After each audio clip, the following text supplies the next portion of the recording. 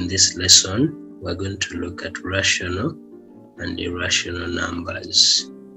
And we shall start by looking at rational numbers. So the word rational comes from the word ratio.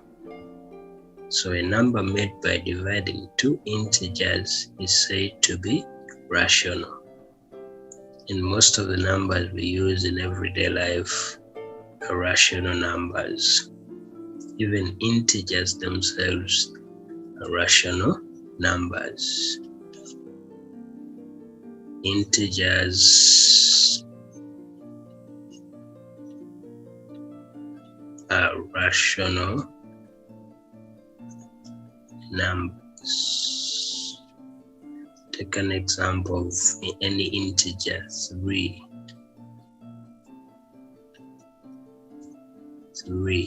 5, 7, 12. All these are rational numbers because they can be written as fractions. This can be the same as 3/1, 5/1, 7/1. All integers are rational numbers. Now if I have 2/3, this is a rational number because it's written as a ratio of two integers. When I have 5/7, a rational number, a half, that's also a rational number. So numbers that are rational, those ones which can be written in fraction form, where you have a numerator and denominator as two integers. Then irrational numbers, let's look at irrational numbers as well. Rational numbers.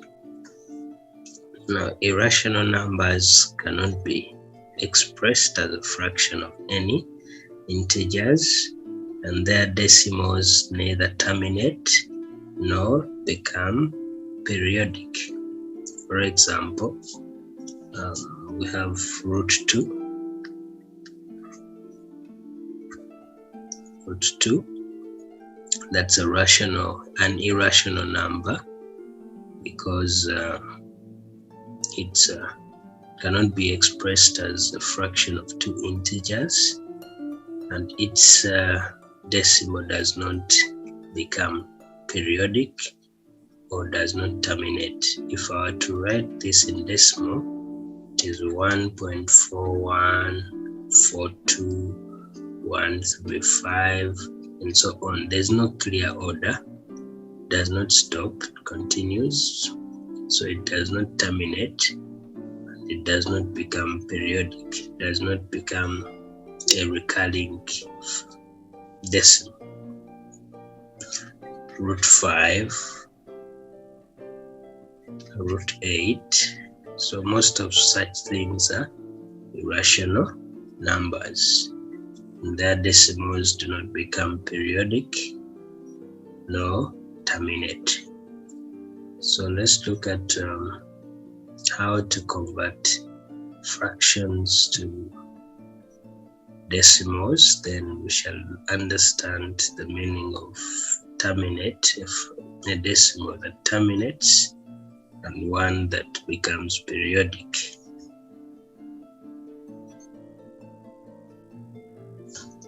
Convert the following fractions to decimals, and we shall start with the first one. In order to convert a fraction to decimal, in most cases we use long division. So this one is the same as 1 divided by 4. And we know in long division, the one that is being divided put inside, the one that is dividing is put outside. So when you look at this, this is less than 1, so this 1 is less than 4. So there's no way we can divide. What we shall do is create here a decimal, and then that allows us to include a 0 here. So 10 divided by 4, that's 2, because there are 2 times. 2 times 4 is 8, and when you subtract, you get 2. Now still we have the same situation. 2 cannot divide 4, so we shall put here 0. 20 divided by 4 is 5. 5 times 4 is 20. So we get 0, 0. Meaning a half, a quarter is the same as 0.25. And in this case, we shall say this fraction here terminates. It stops. It's exact. It stops after 5. So that's the meaning of a fraction terminating. Then part B.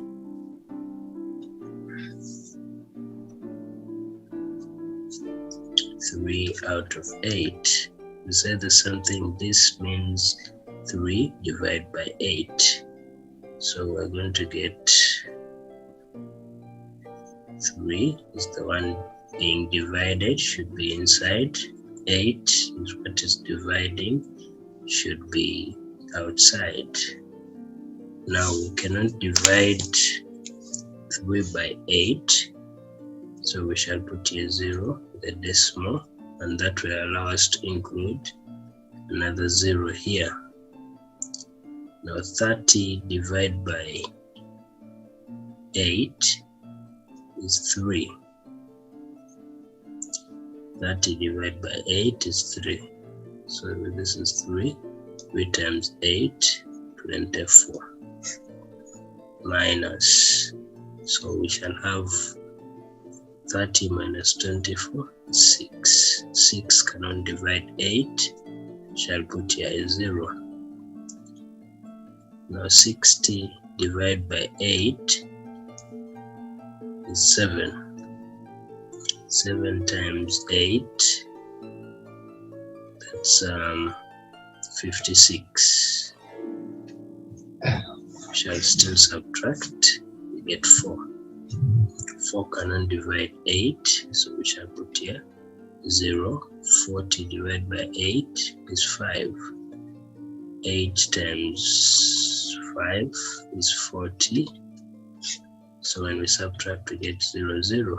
Meaning 3 out of 8, the same as 0.375, and that one also means that this fraction here terminates.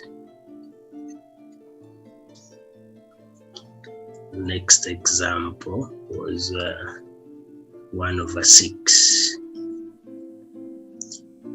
Part C is 1 out of 6, which means that 1 is being divided by 6. So if we were to write it, we shall have 1 and then 6. So 1 cannot obviously divide 6. That means we're going to put here 0 point, and that allows us to put a 0 here.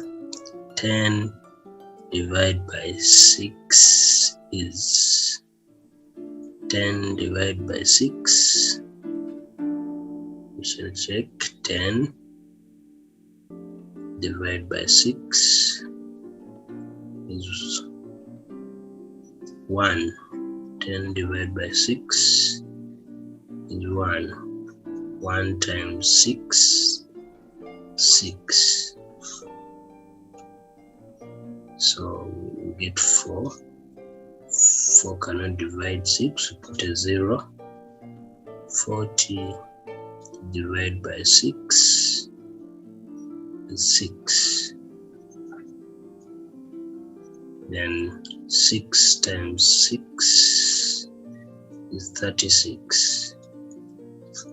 When we subtract, we get 4. 4 cannot divide 6, we shall put the 0. 40 divided by 6 is 6. 6 times 6, 36.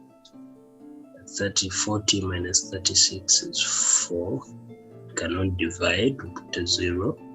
40 divided by 6 is 6. 6 times 6, 36. This is 4, cannot divide, we put a 0. 40 divided by 6 is again 6. 6 times 6 is 36, which will be 4. You realize we're going to proceed like that up to the end, implying that 1 divided by 6.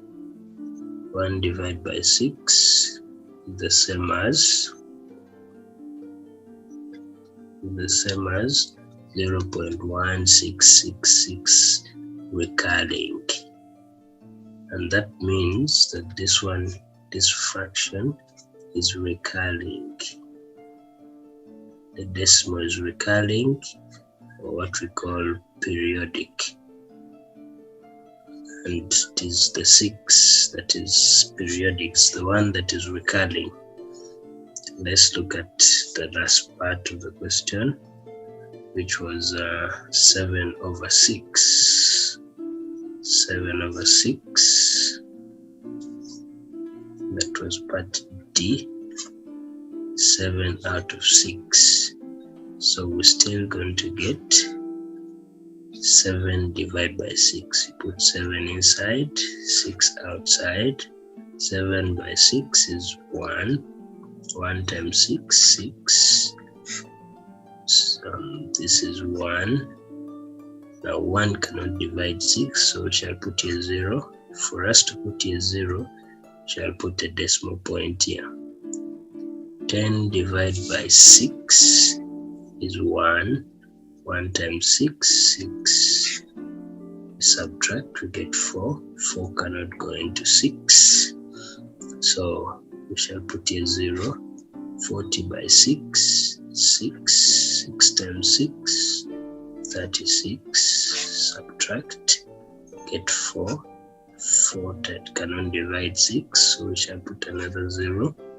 40 by 6 is 6. 6 times 6, 36. Subtract. This is 4. 4 cannot divide 6. We put a 0. 40 by 6. 6 times 6, 36. 4. You realize it's going to continue like that, indefinitely. So the implication is that 7 over 6 is the same as 1.666 recurring. And this one clearly shows that this fraction is recurring. So you can see that rational numbers can be expressed as either recurring decimals or terminating decimals. Yet irrational numbers like root 2 cannot be expressed as recurring or terminating decimals. So that's all about rational and irrational numbers.